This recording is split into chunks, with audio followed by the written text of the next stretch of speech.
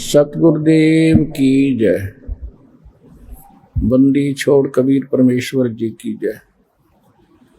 बंदी छोड़ गरीबदास जी महाराज जी की जय। स्वामी रामदेवानंद जी गुरु महाराज जी की जय हो।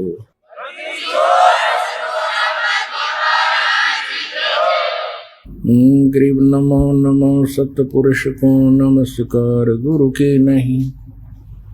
सुर नर मुनि जन साधुआ संतों सर्वस दी नहीं। सतगुरु साहेब संत सब डंडो तम प्रणाम। आगे पीछे मध्य हुए तिनको जा कुर्बान। नराकार निर्विषम काल जाल भय भंजनम। निर्लेपम निज निर्गुणम अकल अनुपवेशोन्दनम। सोहम सुरति समाप्तम सकल समाना नीर्तल। उज्ज्वल हिरंबर हरदमम बेपरवाह अथाह है। वार पार नहीं मध्यतम। गरीब जो सुमर सिद्ध होई। गणनायक गलता ना करो अनुग्रह सोई। पारस पद परवाना। आदि गणेश मनाऊं गणनायक देवन देवा। चरण कमल लो लाऊं आदंत करूं सेवा। परम शक्ति संगीतम हृदय सिद्धि दाता सोई। अवगत गुण अतीतम सत्य पुरुष निर्मोही। जगदम्बा जगदीशम मंगल रूप मुरारी। तन मन अर्पों शीसम भक्ति मुक्ति भंडारी। सुर नर मुनि जन जावे ब्रह्मा विष्णु महेशा। शेष शेष मुख गावे पूज्य आदि गणेशा। इंद्र कुबेर सरीखा वरुण धर्म राय झावे। समर्थ जीवन जी का मन इच्छा फल पावे। 33 कोटि अधारा जावे शेष 88। उतरे बहुजल पारा कट है यम की फांसी। 33 कोटि अधारा जावे शेष 88। उतरे बहुजल पारा कट है यम की फांसी। कर जोरों विनती करूं धरूं चरण पर शीश। गुरु जी राम देवानंद जी महाराज ने दियो नाम बख्शीश। कोटि कोटि सिजदा करूं कोटि कोटि प्रणाम। चरण कमल में राखियो मैं बंदी जान गुलाम। कुत्ता हूँ गुरुदेव का रामपाल दास का नाम। गले प्रेम की जेवड़ी जाखें चो जाऊं। तो करो तो हो बाबड़ो। दूर दूर करो तो जाऊं। जो राखो तो हीर हूँ। जो देवो सो खाऊं। परम पिता परमात्मा पूर्ण ब्रह्म सर्व सृष्टि के रचने वाले कबीर परमेश्वर जी की असीम रजा से आप उस परमात्मा की चंद पुण्यात्माएं परमेश्वर की महिमा सुनने के लिए उन्हीं की कृपा से आज सत्संग के अंदर उपस्थित हुए। धन्य है आपके पूर्व जन्म के शुभ संस्कार जिनके परिणाम स्वरूप आप सत्संग में विराजमान हुए। धन्य है आपके माता पिता जिनसे आपको ऐसे शुभ समय में मानव शरीर प्राप्त हुआ। अब सत्संग के अंदर आने से प्राणी को ज्ञान होता है कि मानव शरीर किस लिए प्राप्त हुआ था। क्योंकि जब ये बालक रूप में आत्मा संसार के अंदर मां के गर्भ से आता है, उस समय इस काल भगवान की व्यवस्था से त्रिगुणमयी माया के प्रभाव से रजगुण ब्रह्मा जी, सतगुण विष्णु जी, तमगुण शिव जी, ये मिलकर के एक त्रिगुणमयी माया कहलाती है। इसके कुप्रभाव से हम अचेत हो जाते हैं। हम अपने पूर्व जन्म की सब बातें भूल जाते हैं। फिर हम जिस भी समाज में जन्म लेते हैं, जिस भी धर्म में हम जन्म लेते हैं, जिस भी कंट्री में, देश में या प्रदेश में हम जन्म लेते हैं, हम फिर उन्हीं परंपराओं से रंग दिए जाते हैं नए सिरे से। फिर हमें वही भाषा अच्छी लगती है, वही कल्चर अच्छा लगता है, वही ज्ञान अच्छा लगता है, वही भगवान अच्छा लगता है।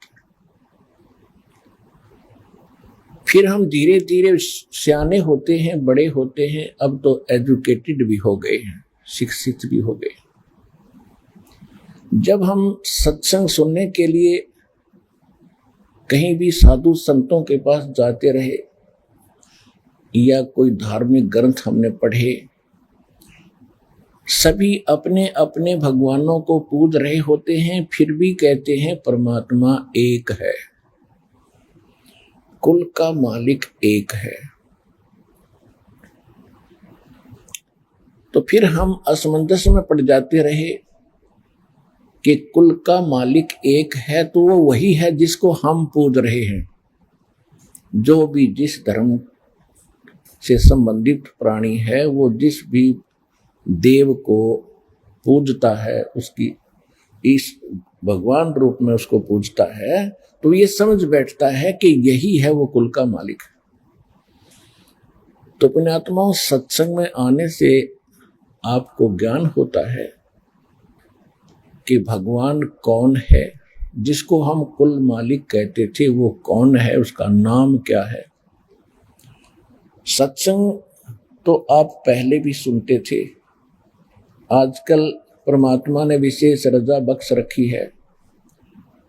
एक ये टीवी चैनल बना रखे हैं और इसके ऊपर दुनिया भर के संतों के सत्संग भी चला रखे हैं। सत्संग आप पहले भी सुनते थे, लेकिन कोई निर्णय आपके समक्ष नहीं था कि हु इज कंप्लीट गॉड। कोई किसी इष्ट की पूजा कर रहा था, फिर भी कहता था परमात्मा कोई अन्य है, वो निराकार है, केवल प्रकाश दिखाई देता। और अंत में परमात्मा की उपलब्धि यही होती है कि उसमें जाके भक्त आत्मा परमात्मा में उस प्रकाश के अंदर समा जाती है, उसी का रूप हो जाती है, अलग से अस्तित्व नहीं रहता। ये सत्संग नहीं था, ये बकवाद थी, ये अध्यात्म ज्ञानहीन पुरुषों के बनाए हुए लोक वेद दंत कथाएं थी। सत्संग अगर सुनने को मिल जाता तो ये ज्ञान होता जो दास आज आपको भगवान कबीर जी का दिया हुआ सुना रहा है। सबको यही ज्ञान होता यदि सत्संग प्राप्त हो जाता, तो कोई भी बुद्धिमान व्यक्ति इस ज्ञान को सुनता है, धैर्य से प्रमाण देखता है, उसके पश्चात उसकी आंखें फटी रह जाती हैं, दिमाग चकरा जाता है कि आज तक हमने जो सुना वो क्या बकवास थी। और उससे पहले आपको उसी की आस थी कि वही हमें पार करेगा, यही भगवान है, यही फाइनल ज्ञान है। विश्व में सत्संग नहीं है। सतलोक आश्रम बरवाला, जिला हिसार, हरियाणा को छोड़कर इस दास के अतिरिक्त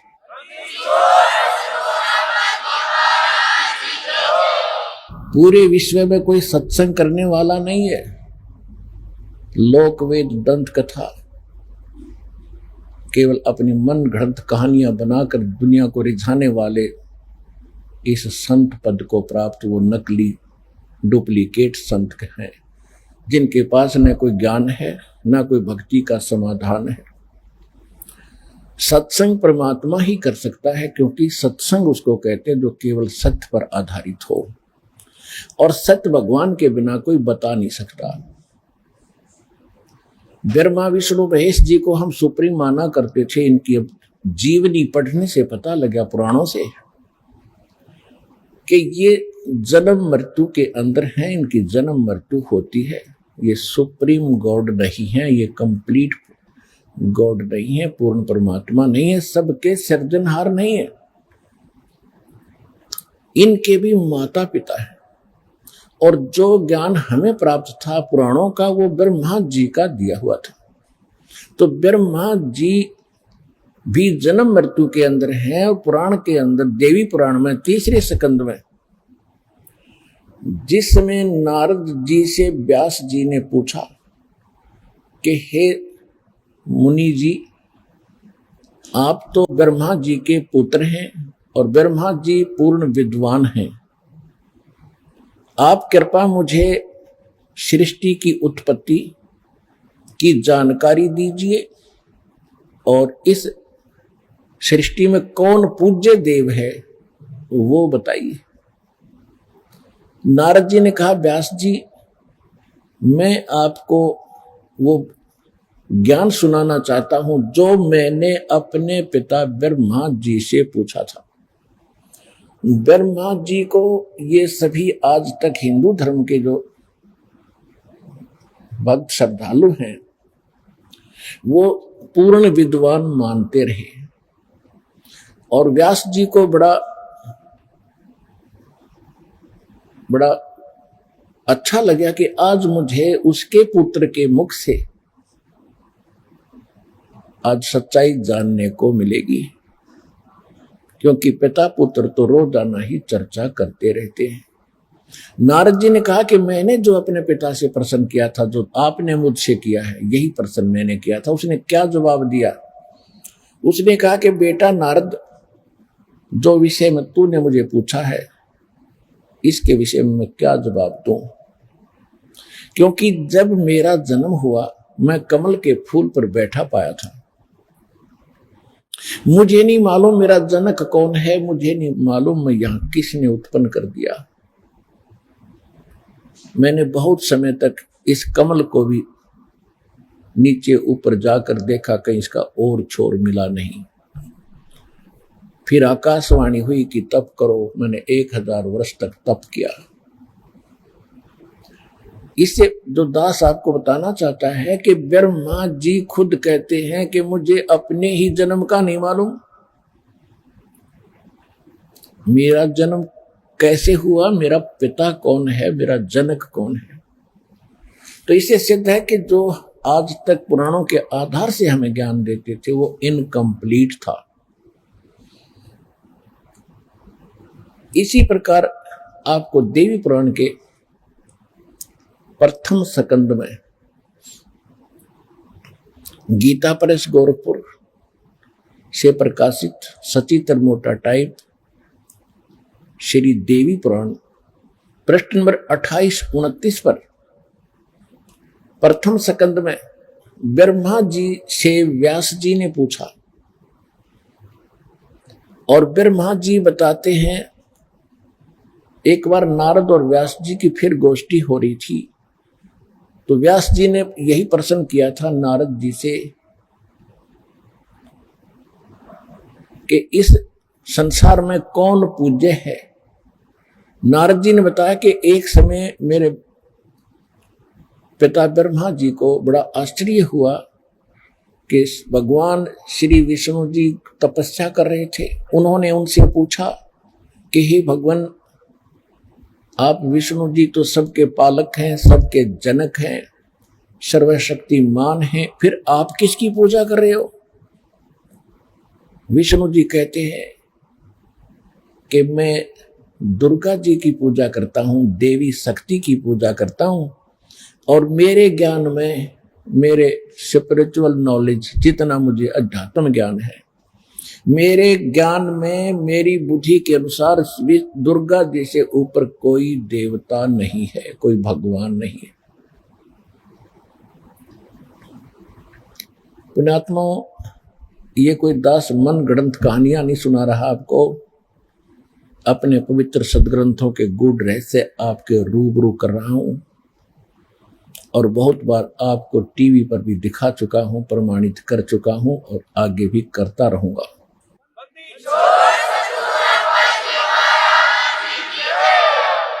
क्योंकि ये एक ऐसा स्कूल है, विद्यालय है, जिसमें प्रथम कक्षा के बच्चे भी आते हैं, जिन्होंने आज ही उपदेश दीक्षा ली है, प्रवेश पाया है। किसी ने 2 वर्ष हो गए हैं, किसी ने 6 महीने हुए हैं, किसी ने 10 वर्ष हो गए हैं, लेकिन सत्संग की आवश्यकता सभी को होती है। जैसे सुबह खाना खाते हैं, बूढ़े भी खाते हैं, जवान भी खाते हैं, बालक भी खाते हैं, और शाम को भी भूख लगती है तो वो स्वस्थ हैं। अन्यथा कोई रोगग्रस्त हो चुके हैं जो सुबह खाने के बाद शाम को भूख नहीं लगती। रोटी वही होती है, सब्जी में फेर बदल थोड़ा बहुत हो सकता है। इसी प्रकार सत्संग वचन वही होते हैं। ये आत्मा की खुराक है, आहार है, और ये बच्चों को भी आवश्यकता है। बच्चे मीन जिन्होंने आज जन्म लिया है, आज दीक्षा ली है, और जवान जो जिन सतनाम सार नाम मिल गया, और बूढ़े कौन, जिनको सार नाम प्राप्त हो चुका है, उनको अंतिम स्टेज पर पहुंच चुके हैं, और जवान जिनको सतनाम प्राप्त हो गया है। तो इन सभी को आखिरी सांस तक इस सत्संग की आवश्यकता होती है। तो कहने का भाव ये है दास का कि फिर विष्णु जी कहते मैं दुर्गा जी से ऊपर कोई भगवान के बारे में जानता ही नहीं। ये सुप्रीम पावर है, सबकी मालिक है, सबकी जनक है।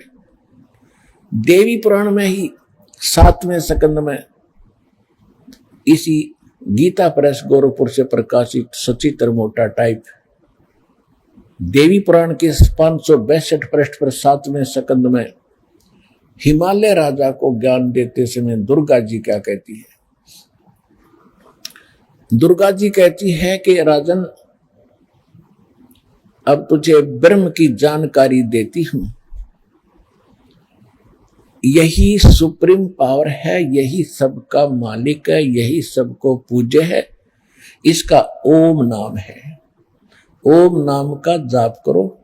ओम नाम के जाप से आप ब्रह्म को प्राप्त कर जाओगे। वो ब्रह्म लोक में रहता है। अब इससे श्री दुर्गा जी के ज्ञान का भी आपको पता लग गया कि वो क्या ज्ञान बांट रही है मानव समाज को। और इससे आपको विष्णु जी के ज्ञान के सत्र का पता लग गया कि वो कहते हैं दुर्गा जी से ऊपर कोई भगवान नहीं। दुर्गा जी कहती मेरी पूजा भी त्याग के और उस एकमात्र उस ब्रह्म की पूजा करो। उसका ओम नाम है। ओम नाम के जाप से उसको पा जाओगे, ब्रह्म लोक में रहता है। श्रीमद् भगवत गीता देखो, सदग्रंथ सभी अच्छे हैं। जैसे प्राइमरी यानी 5वीं कक्षा तक के भी किताबें जो बुक हैं, जो कायदे हैं, ABCD के जो बुक हैं, वो भी बुक है। और फिर 10वीं तक की जो किताबें हैं वो भी बुक है, वो भी सिलेबस है। उसके आगे फिर और जो अन्य सिलेबस है, ऊपर की पढ़ाई भिन्न हो जाती है, लेकिन उनका सहयोग साथ रहता। जो ABC हमने सीखी है, जो क ख हमने सीखे हैं। इसी प्रकार जो पुराण है, ये जो सिलेबस है, ये 5वीं कक्षा तक का समझो। और वेद जो है, आगे जो वेद है वो समझो मैट्रिक 10वीं तक का सिलेबस है। उसके बाद फिर सूक्ष्म वेद है जो गॉड गिवन है।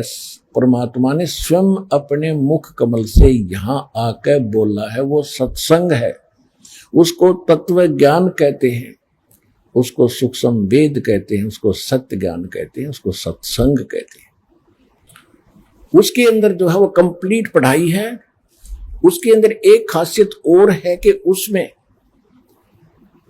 यही सभी 18 पुराण जितने भी उपनिषद उस समय तक बन चुके थे, जिस समय परमात्मा ने आके सूक्ष्म वेद को पुनः हमें बताया, सन 1398 के बाद 5 वर्ष की आयु में परमात्मा ने, यानी सन 1405 में वो अपने 5 वर्ष की आयु में ये ज्ञान सुनाना शुरू कर दिया था। कौन से भगवान ने? अनंत कोट ब्रह्मांड का एक रति नहीं भारे, सतगुरु पुरुष कबीर हैं ये कुल के सिरजनहारे। वो कौन कबीर? गरीबदास साहिब जी को परमात्मा मिले थे, सचखंड लेकर गए थे, सतलोक फिर वापस छोड़ा था। सभी ज्ञान से, सभी ऊपर के लोगों से परिचित करा के फिर उन्होंने उस प्यारी आत्मा को शरीर में छोड़ा था। तो क्या कहा था? हम सुल्तानी नानक तारे दादू को उपदेश दिया, जात जुलाहा भेद न पाया वो काशी माहे कबीर हुआ। उस परमात्मा ने, काशी वाले धानक ने, उस दुल्हे भगवान ने जो ज्ञान दिया उसमें एक विशेषता है कि उसमें सभी 18 पुराण, 11 उपनिषद, महाभारत, 4 वेद, श्रीमद् भगवद गीता, कुरान और बाइबल, इन सभी का ज्ञान उसके अंदर समावेश है। और भक्ति परमात्मा पाने का कंप्लीट कोर्स है उसके अंदर। पुराणों में इनकम्प्लीट, वेदों में भी इनकम्प्लीट, श्रीमद् भगवद गीता में भी इनकम्प्लीट, क्योंकि ये कंप्लीट स्पिरिचुअल नॉलेज नहीं है, ये पूर्ण अध्यात्म ज्ञान युक्त नहीं है। प्रमाण के लिए श्रीमद् भगवद गीता अध्याय नंबर 4 के श्लोक नंबर 32 और 34 में स्पष्ट कर दिया है। ये गीता ज्ञान दे कौन रहा है? ये ब्रह्म दे रहा है, ब्रह्म।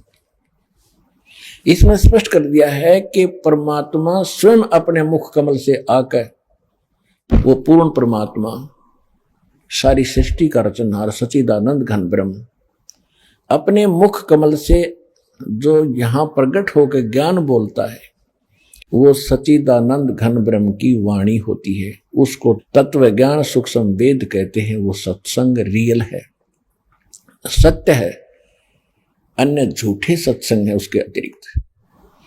और उसके अंदर यज्ञों यानी धार्मिक अनुष्ठानों की जानकारी विस्तार के साथ बताई गई है। गीता ज्ञानदाता कहता है कि अर्जुन, उस ज्ञान को तू, चौथे अध्याय के 34वें श्लोक में जो भगवान स्वयं बताता, जिसमें कंप्लीट कोर्स है, जिसमें संपूर्ण अध्यात्म ज्ञान है, उस ज्ञान को तू तत्वदर्शी संतों के पास जाकर समझ। उनको दंडवत प्रणाम करने से, कपट छोड़कर निष्कपट भाव से प्रसन्न करने से, वो तत्वदर्शी संत तुझे परमात्म तत्व का ज्ञान कराएंगे, यानी तत्व ज्ञान का उपदेश करेंगे। इसे सिद्ध हो गया कि गीता का ज्ञान कंप्लीट नहीं है। और गीता 4 वेदों का, ऋग्वेद, यजुर्वेद, सामवेद, अथर्ववेद और ये 4 वेदों का वो निष्कर्ष है। यजुर्वेद अध्याय नंबर 40 के श्लोक नंबर 10 में स्पष्ट किया है कि कोई तो परमात्मा को संभवात कहता, संभवात माने जन्म लेता है, श्री राम और कृष्ण रूप में अवतार, जैसा ये मानते। और कुछ कहते हैं कि वो असंभवात है, वो जन्म लेने वाला है ही नहीं, अजन्मा है, और वो निराकार है, वो जन्म नहीं लेता। वो कैसा है? परमात्मा साकार है या निराकार है, जन्म लेता है या नहीं लेता है, उसकी जानकारी वो तत्वदर्शी संत बताते हैं, उनसे सुनो। तो इससे सिद्ध हो गया कि ये कंप्लीट नहीं है, एक संपूर्ण ज्ञान नहीं है हमारे श्रीमद् भगवद गीता और वेदों में।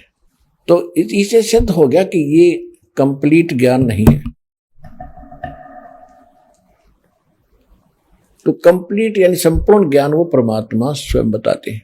अब आपको बताते हैं कि जैसे दुर्गा जी ने कंप्लीट ज्ञान अपना बता दिया, जो जितना वो जानती हैं कि ब्रह्म से ऊपर और कोई भगवान नहीं, कोई शक्ति नहीं, उसका ओम नाम है और उसका जाप करो।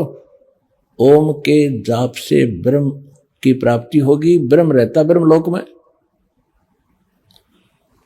अब श्रीमद् भगवत गीता चारों वेदों का निष्कर्ष है और कलयुग के अंदर इसको समझने, चारों वेदों को समझने का एक आसान तरीका बनाया गया।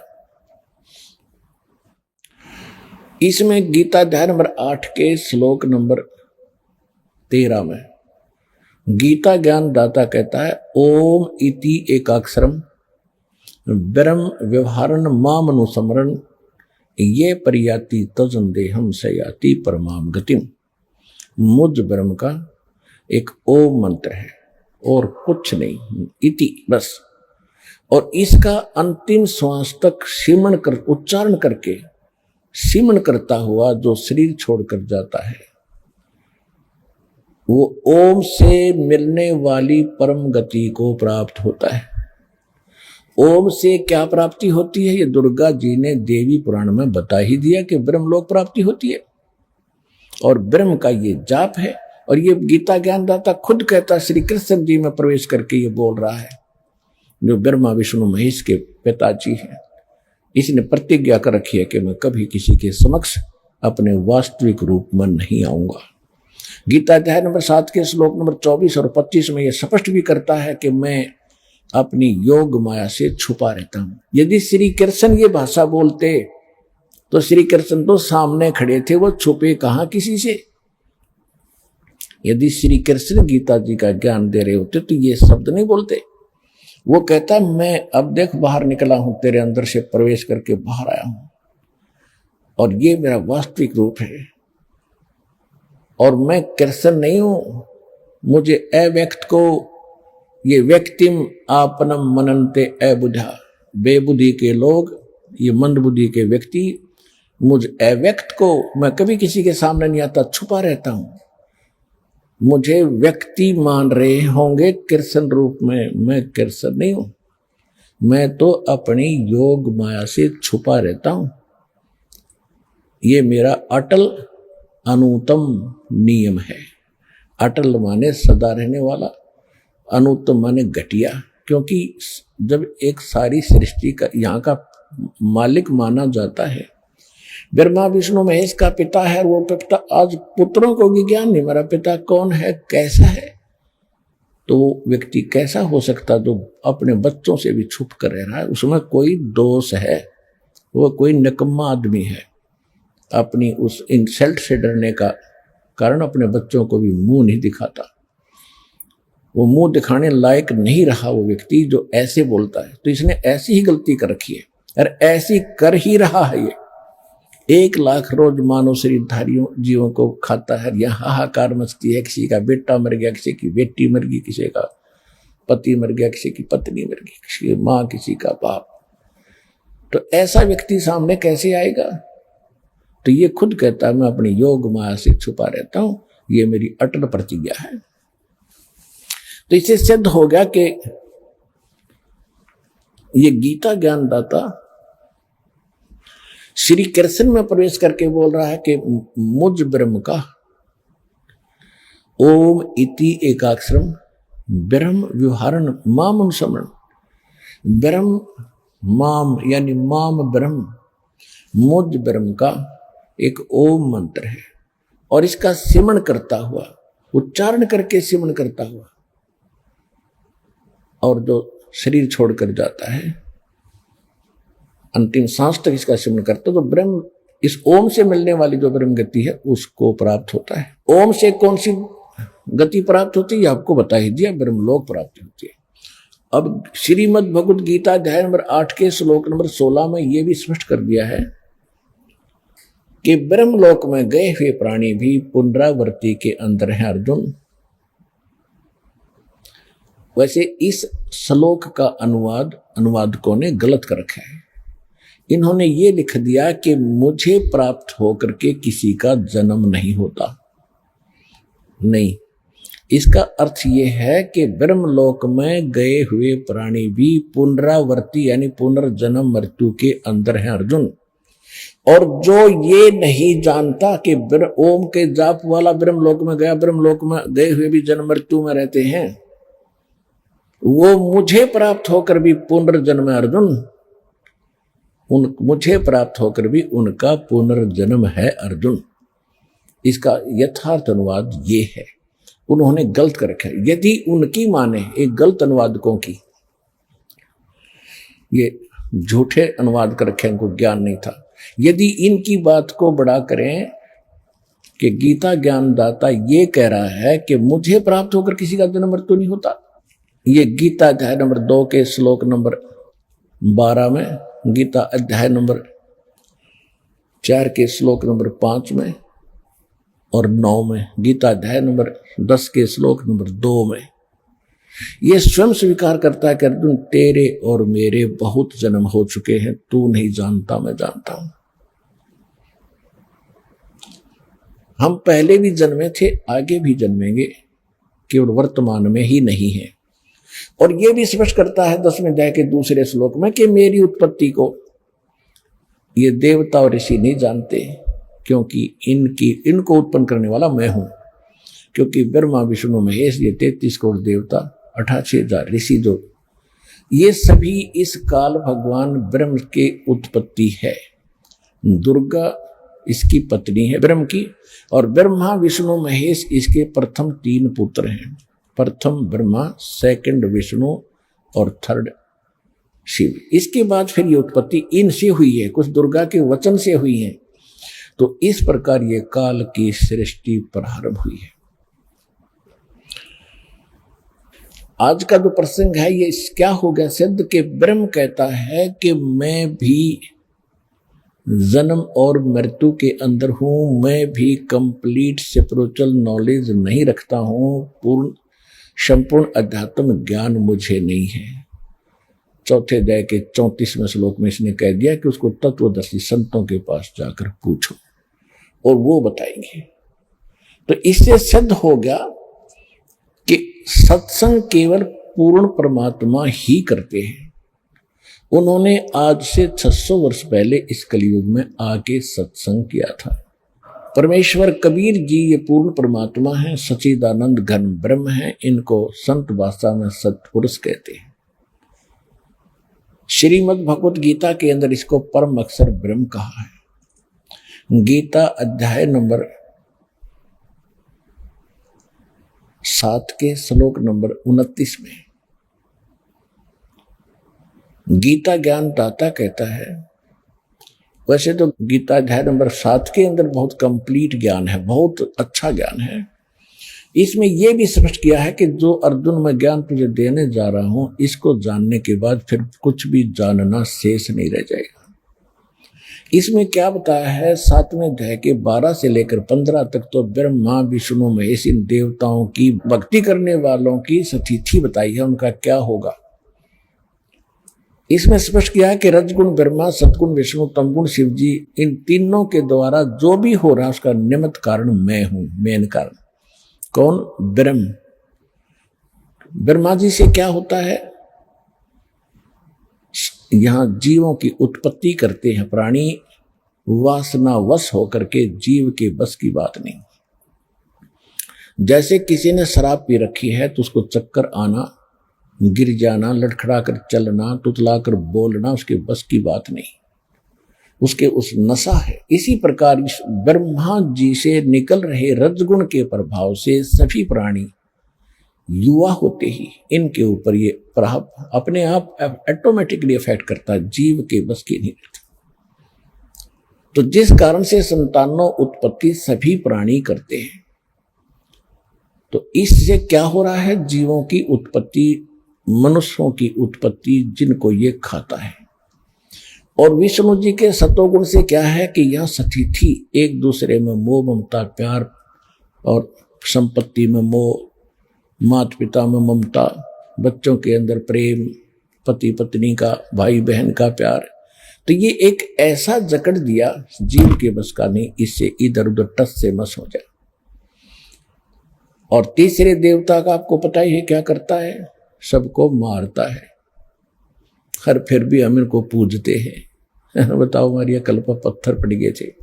तो क्या कहता है गीता ज्ञानदाता यानी ब्रह्मा विष्णु महेश का पिता के रजगुण ब्रह्मा, सतगुण विष्णु और तमगुण शिव जी के द्वारा जो भी इन तीनों गुणों से जो कुछ हो रहा है उसका मुख्य कारण मैं हूं, परंतु मैं इनमें नहीं और ये मुझ में नहीं, क्योंकि ये इनसे अलग रहता है और इनको बना दिया इन्होंने, एक एक गुण युक्त पैदा कर दिया। ये बहुत बार आपको सृष्टि रचना में बताया है, ये कैसे रजगुण बने, कैसे सतगुण बनाए, कैसे तमोगुण बनाए, और इनसे जो कुछ हो रहा उसका निमित्त कारण मैं हूं, क्योंकि इसने 1 लाख मानव शरीरधारी प्राणियों को खाना पड़ता है। ये ऊपर का कवर यहां रह जाता है। सारे जीवन में जैसे भी ये सब शराब पीता है, तम्बाकू पीता है, तम्बाकू खाता है और चटपटे आहार करता है, उसकी वासना सूक्ष्म शरीर के अंदर लिप्त होती रहती है कुछ अंश। जैसे बादाम की गिरी खाने की होती है, ऊपर का छिलका नहीं, तो ये ऊपर का छिलका ये यहां छोड़ देता है, अंदर से वो गिरी निकालकर तपतशिला यानी एक तवी के ऊपर, बहुत बड़ा तवा है पत्थर का, उसके ऑटोमेटिक गर्म रहता है, उस पर पटक देता है और उससे फिर चटक मरते नहीं जीव उबालता है और उनसे निकालकर गंध को फिर ये आहार करता है, आनंद लेता है। और यहाँ हाहाकार मची होती है, किसी का बेटा मर गया, किसी की बेटी मर गई, किसी का परिवार मर गया। हम ऐसे कसाई के लोक में रह रहे हैं, परमात्मा ने आकर हमें बताया है। अब जो प्रसंग चल रहा है उसी पर आते हैं। अब तीनों गुणों के द्वारा जो हो रहा है, ये ब्रह्मा विष्णु महेश के द्वारा ये हो रहा है, जो इन्हीं ब्रह्मा विष्णु महेश तीनों गुणों के पुजारी हैं, ब्रह्मा विष्णु महेश के, वो राक्षस स्वभाव को धारण किए हुए मनुष्यों में नीच दूषित कर्म करने वाले मूर्ख, ये ब्रह्म कहता ये मेरी भक्ति भी ना करते, यानी ब्रह्म की साधना भी नहीं करते, ये तो आन उपासना तक ही सीमित है। ये है गीता अध्याय नंबर 7 के श्लोक नंबर 1 से लेकर 15 तक का निष्कर्ष। वैसे तो 12 से 15 का है, लेकिन 1 से 2, 3, 4 में इसने सब स्पष्ट बता दिया है कि अब जो मैं ज्ञान तुझे आज दे रहा हूं 7वें अध्याय में, इसको जानने के बाद फिर कुछ भी जानना शेष नहीं रहेगा अर्जुन। इसमें यह भी स्पष्ट कर दिया कि बलवानों का बल और बुद्धिमानों की बुद्धि मैं ही हूं। 7वें अध्याय के 6, 7, 8, 9 श्लोक में जब चाहे इनका रिमोट ऑन कर देता हूं, जब चाहे इनकी बुद्धि बंद कर देता हूं। जैसे उदाहरण के लिए जब सीता जी का अपहरण कर लिया रावण ने, रामचंद्र जी को पता नहीं मेरी पत्नी ने कौन उठा ले गया, और त्रिलोकी नाथ को आवे। उधर से जब पार्वती जी ने देखा आसमान से शिव जी के साथ बैठे कि हे भगवान ये आदमी क्यों रो रहा, डकरा डकरा के वृक्षों से लिपट लिपट के, तो श्री शंकर भगवान ने कहा कि इंसान नहीं है, ये विष्णु भगवान के हैं स्वयं, इनकी पत्नी गुम हो गई है इसलिए रो रहे हैं, सीता गुम हो गई है। तो पार्वती को शंका हुई कि भगवान और रोए क्यों? तो पार्वती जी ने कहा कि मैं परीक्षा लूंगी, सीता रूप धारूंगी, इसके सामने जाऊंगी, अगर मुझे पहचान लेंगे कि मैं पार्वती हूं, सीता नहीं हूं, तो मैं भगवान मान लूंगी, आपकी बात को मैं सत्य मानूंगी। तो भगवान शिव ने कहा कि ऐसी गलती मत कर देना, यदि तूने सीता रूप बना लिया तो मेरे लिए पत्नी रूप में स्वीकार्य नहीं रहेगी, क्योंकि वो मेरे बड़े भाई की पत्नी है और बड़े भाई की पत्नी मां के तुल्य होती है, तो मेरी मां बन जाएगी। उस समय तो पार्वती जी ने कहा कि ठीक है जी, मैं ऐसा नहीं करूंगी। जब भी आंख में चौनी देकर भगवान शिव जी इधर उधर गए, सीता रूप बनाया, श्री राम के सामने खड़ी होगी। अब वहां काल ने उस अपने पुत्र विष्णु की बुद्धि ऑन कर दी राम की, और कहा कि हे दक्ष की बेटी माया, आप यहां किस लिए आई? भगवान शिव कहाँ रह गए, कहाँ छोड़े आई? तो बड़ी शर्मिंदा हुई पार्वती जी और कहा सचमुच भगवान शंकर आपको ठीक ही प्रणाम कर रहे थे, क्योंकि भगवान शिव ने जब ऊपर से प्रणाम किया तो पार्वती देख रही थी कि ये, क्योंकि पार्वती जी तो उसी को भगवान मान रही थी। हमारी यही स्थिति है, हम जिसकी पूजा करते हैं हम उसी को भगवान मान बैठे, उसके ऊपर मानते ही नहीं। तो पार्वती जी को यह भ्रम था कि महादेव जी के ऊपर कोई परमात्मा हो ही नहीं सकता, ये किसको प्रणाम कर रहे हैं। इस शंका का उसने समाधान करने के लिए ये ड्रामा कराया था। तो श्री रामचंद्र जी ने जब तो पहचान लिया कि तुम तो दक्ष की बेटी हो, भगवान शिव को कहां छोड़ आई। अपनी पत्नी का पता नहीं उसने कौन उठा ले गया, उसको खोजते पर रहे जैसे किसी की गाय गुम हो जाया करे, कोई इधर पूर्व में गया खोजने, कोई पश्चिम में, हनुमान जी को पता लग गया तो संदेशा ले आई, जब आप सीता पाई। तो इससे सिद्ध हो गया कि कहता कि बुद्धिमानों की बुद्धि मेरे हाथ में है, मेरे कंट्रोल में है, जब चाहे इनको ऑफ कर दूं, जब चाहे ऑन कर दूं। और जिस समय महाभारत का युद्ध इसने करवाया,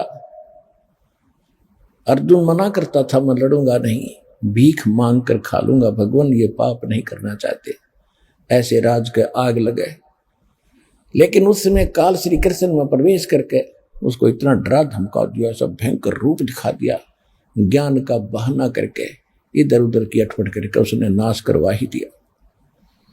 और उसमें अर्जुन के अंदर प्रवेश करके उसने ना जाने कितने मार डाले, उसमें ताकत दे दी।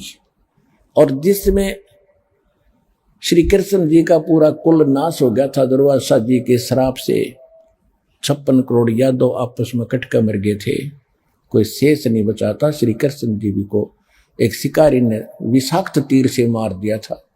उसमें अर्जुन वहां की औरतों को लेकर इंद्रप्रस्थ आ रहा था। उसके पास वही धनुष था जिसको महाभारत में प्रयोग किया करता था, एक का मारा था 20 में से निकल जाता था, वही धनुष की उसके पास था। जंगली लोगों ने आके उनको घेर लिया, अर्जुन को पीटा, बहुत सी औरतों को उठा ले गए, उनके गहने तोड़ ले गए, और वो योद्धा अर्जुन खड़ा खड़ा कांप रहा है, धनुष उठाने की चेष्टा करता, धनुष नहीं उठ रहा है। तो बाद में रोता है कि इस कृष्ण जी ने हमारे साथ धोखा ही धोखा किया। जब मुझसे युद्ध करवाना था तब तो मुझे बल दे दिया, मैंने लाखों लोगों का कत्लेआम कर दिया इस तीर के साथ, इसी धनुष के द्वारा। और आज ये मेरे से उठ नहीं रहा, इसने मेरी सारी शक्ति छीन ली। ये बड़ा छलिया और कपटी आदमी था, ये नेक व्यक्ति नहीं था। तो यहां परमात्मा कहते तुमने इस बीमारी की जड़ का नहीं पता। श्री कृष्ण बुरा नहीं था, श्री कृष्ण छलिया नहीं था। छलिया तो यो काल है जो गुप्त रहकर सारे काम करता है। तो गीता अध्याय नंबर 7 के अंदर जो इसने वचन किया है कि इसके जानने के बाद कुछ भी जानना शेष नहीं रहेगा, उस कंसेप्ट को क्लियर कर रहा दास आज को आपको। और आपको ये बताना चाहते हैं कि सत्संग इस विश्व में आपको किसी ने सुनाया नहीं, क्योंकि भगवान के बिना सत्संग कोई कर ही नहीं सकता।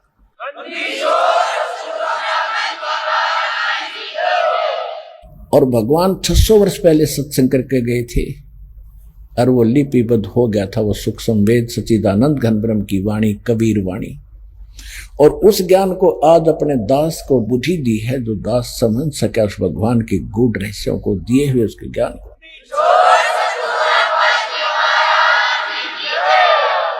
ये नकली कबीर पंथी लगभग 20 करोड़ होंगे, 20 से भी ज्यादा होंगे, और किसी को कह का पता नहीं परमात्मा के अध्यात्म मार्ग का।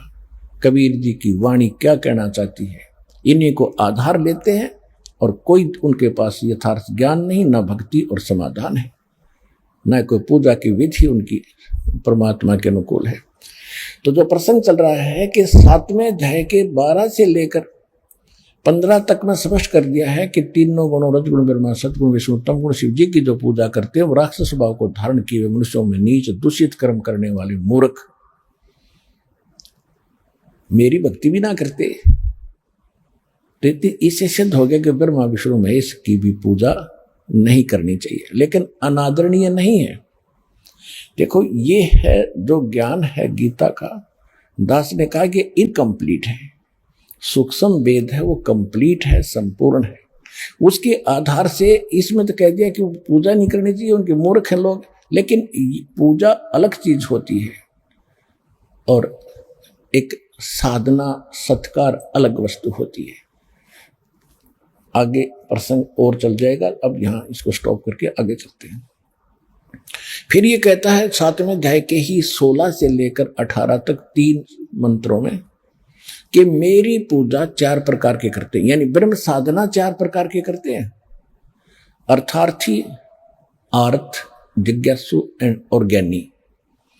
अर्थार्थी जो धन लाभ के लिए वेद मंत्रों से अनुष्ठान करते हैं, वो किसी अन्य जंत्र मंत्र या अन्य किसी और वाणी का सहयोग नहीं लेते, जैसे जय गणेश देवा इस तरह की वार्ता नहीं करते। वो केवल वेद मंत्रों से अपना अनुष्ठान करते हैं जैसा उनको ज्ञान है। वो केवल अर्थ लाभ के लिए ही करते हैं, लेकिन करते हैं वो ब्रह्म, मुझे ही आधार बनाकर ब्रह्म के ही पूजा मानते हैं। वो हम ब्रह्म साधना करें, जो वेदों अनुसार साधना ब्रह्म तक की सीमित है। दूसरे उसने बताया कि आर्थ कोई संकट निवारण के लिए वेद मंत्रों का ही अनुष्ठान करते हैं। तीसरे बताए जिज्ञासु जो घर से निकलते हैं परमात्मा पाने के लिए, जैसे उनको संत ऋषि मार्गदर्शक मिल गए उन्होंने वो ज्ञान ग्रहण कर लिया। उद्देश्य मूल भूल गए कि तुम करना क्या चाहते थे। वो वक्ता बनकर जनता को फिर गुरु पद प्राप्त करके वही सुना सुनाया खिचड़ी ज्ञान बांटने लग जाते हैं, वो जिज्ञासु कहलाते हैं। और चौथे हैं ज्ञानी। ज्ञानी वो बताए हैं जिनको पता चला कि मनुष्य जीवन बार बार नहीं मिलेगा, मानुष जन्म दुर्लभ है ये मिलन बारंबार। जैसे तरवर से पुत्ता टूट गिरे वो बोर न लगता डारे। मानुष जन्म पाए कर जो नहीं रटे हरि नामे, जैसे कुआ जल बिना फिर बनवाया क्या काम। अब इन बातों से प्रभावित होकर के जिनको ये दृढ़ता आगी के मनुष्य जीवन केवल परमात्मा प्राप्ति के लिए ही मिला है, इसका और दूसरा काम नहीं है। ठीक है, ये एक किराए का इंजन है, इसमें ईंधन डालेंगे तो ये काम करेगा। ईंधन के लिए हमने कमाई करनी पड़ेगी। पहले सतयुग के अंदर तो फल फ्रूट ये गेहूं चने बाजरे अपने आप उगे रहते थे, जैसे सामक उगा रहता है। तो उसमें मेहनत तो करनी थी, झाड़ के लाओ बनाओ, कुटो पीटो बनाओ, रोटी बनाओ, ऐसे करना तो पड़ता ही है। और अब तो हम केवल माया जोड़ने लग गए, रोटी सुविधा मिल गई तो बाकी और बकवाद ने शुरुआत कर दी। ये नहीं थी इस मनुष्य जीवन के। ये मनुष्य जीवन का इसका उद्देश्य नहीं है कि कोठी बंगले बनाकर जीवन नाश कर जाओ। पुराने इतिहास देखो, हमारे भारतवर्ष में ऋषि भी झोंपड़ियों में रहते थे, जो भगवान पाने के लिए घर से निकले थे। और हमारे दादे परदादे कच्चे मकान बनाकर झोपड़ियों में रहा करते थे और कितने शांत थे, सुख में जीवन जीते थे। और आज हम अफलातून बन गए, एजुकेटेड हो गए, पैंट पूंट टाइट हुई नीलाओ तो हमने इज्जत का नाश हो जाए। और चैन नहीं स्वप्न में भी, क्योंकि हम माया की आग में जल रहे हैं। और जहां माया है वह शांति कभी नहीं हो सकती। इस माया के साथ हमने भगवान की एक विशेष भक्ति साथ करनी पड़ेगी, तब ये माया अपने इसका असर नहीं होगा आंच का, फिर ये हमारे अनुकूल चलेगी। अब जो प्रसंग है उसी पर आते, तो उनको ये ज्ञान हो जाता है कि मनुष्य जीवन केवल परमात्मा प्राप्ति के लिए ही बना है। और भक्ति किसकी करें? एक परमात्मा की भक्ति से मोक्ष होगा। देवी देवताओं की पूजा से कोई लाभ नहीं, इनको इष्ट रूप में पूजने से कोई लाभ नहीं। उन ज्ञानियों को ये पता चल जाता है, इसलिए वो आन उपासना अन्य देवताओं की पूजा नहीं करते। अर्जुन, वो केवल मेरी भक्ति करते हैं, इसलिए वो मुझे अच्छे लगते हैं, उनको मैं अच्छा लगता हूं। अब 7वें अध्याय के 18वें श्लोक में गीता ज्ञानदाता कहता है कि अर्जुन, ये ज्ञानी आत्मा, इन ज्ञानी आत्माओं ने अपने आप निष्कर्ष निकाल लिया वेदों को पढ़कर, क्योंकि इनको वेद समझ में आए नहीं, इनकी बुद्धि पर पत्थर पड़ गए। जो 40वें अध्याय के 10वें श्लोक में लिखा मंत्र में कि परमात्मा की विशेष जानकारी तो तत्वदर्शी संत बताते हैं, उनसे पूछो। और वेद में शाम वेद के 822 नंबर मंत्र में यह भी स्पष्ट किया हुआ है कि वो 3 मंत्र के जाप से भगवान की प्राप्ति होती है, और उसको तत्वदर्शी संत बताते हैं। यजुर्वेद अध्याय 40 के मंत्र 10 में स्पष्ट कर दिया। यजुर्वेद अध्याय नंबर 40 के मंत्र 15 में लिखा है कि वायु अनिलम अथिदम वायु अनिलम अमृतम भस्मांतम शरीरम ओम कर्तु समर किल्बे समर और कर्तुम समर। उसका अर्थ ये बनता है कि वायु अनिलम परमात्मा की भक्ति जो है सांस उश्वास के साथ होती है, और ओम नाम के जाप का सिमरण करो, ओम नाम का जाप करो, काम करते करते करो, विशेष कसक के साथ करो, मनुष्य जीवन का मूल कर्तव्य जानकर ओम का जाप करो। उससे क्या होगा कि ओम नाम से मिलने वाला जितना अमृतव प्राप्त हो सकता है वो हो जाएगा। वो दुर्गा जी ने बताई दिया देवी पुराण में 7वें स्कंद के 562 पृष्ठ पे 562-63 पृष्ठ पे कि ओम का जाप कर ब्रह्म की साधना है, वो ब्रह्मलोक में रहता है, ब्रह्मलोक में चले जाओ। अब इन्होंने आगे भी पढ़ा होगा 40वें अध्याय यजुर्वेद के 40वें अध्याय के 17वें श्लोक में कहा, जो वेद ज्ञानदाता कहता है कि पूर्ण परमात्मा तो प्रोक्ष है, वो तो गुप्त है, और मैं ब्रह्म हूं, मेरा ओम नाम है, और मैं ब्रह्मलोक में रहता हूं। आकाश में खम्भ माने ब्रह्मलोक रूपी दिव्य आकाश में मैं रहता हूं। अब इन्होंने इस ओम नाम को परमात्मा का मूल मंत्र मान लिया और ब्रह्म को सुप्रीम पावर पूर्ण परमात्मा मान लिया अज्ञानता से। इसके विषय में परमात्मा ने खुद कहा है कि गुरु बिन काहू न पाया ज्ञाना, जो थो था भूस छेड़े मोहड किसाना। गुरु बिन वेद पढ़े जो प्राणी, समझन सार रहे अज्ञानी ही। इसी श्री देवी पुराण के अंदर 77 मोटा टाइप गीता प्रेस गोरखपुर से प्रकाशित 414 पृष्ठ पे व्यास जी बता रहे हैं कि राजन जन्मेजय को कि राजन सतयुग में ब्राह्मण वेद के पूरे विद्वान होते थे और वो दुर्गा की पूजा करते थे। खाक विद्वान थे वो वेद के, सतयुग के ब्राह्मण, और दुर्गा की पूजा करते थे।